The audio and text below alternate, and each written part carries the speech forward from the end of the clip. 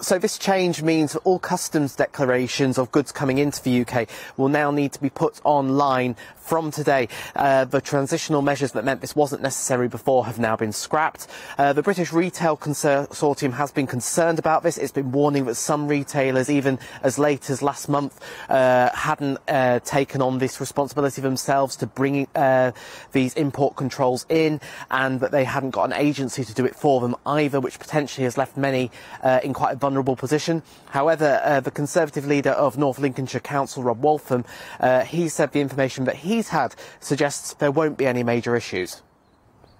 Always firmly believe when the residents put their cross in their box to leave the EU, as they confidently did in North Lincolnshire, that, you know, the Brexit was a really positive thing. Businesses have had chance to plan. Organisations such as the council have had chance to plan. So actually, although there's going to be some changes into some of those regulations, you know, we've all had time to be able to build a transition, and therefore, you know, we're actually going, you know, full speed ahead with what local residents wanted, and we'll seize the opportunities that will come from that.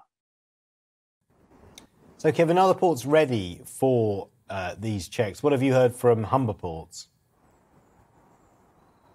Well, Paul, yes, we've got a number of ports around the Humber here, one of the biggest gateways of goods in and out of the UK.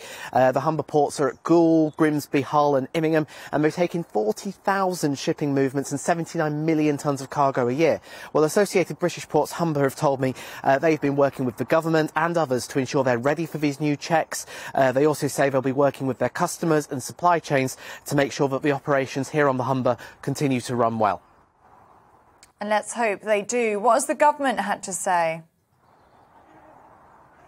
Well, HMRC is overseeing this on behalf of the government, and they say there's a strong trader readiness for these new rules. They say the government's delivering new systems, infrastructure and resources to help run these controls. They also point to their campaign to raise awareness for traders and hauliers, including adverts and webinars. And they say this is, of course, the first phase of the introduction of these new border controls.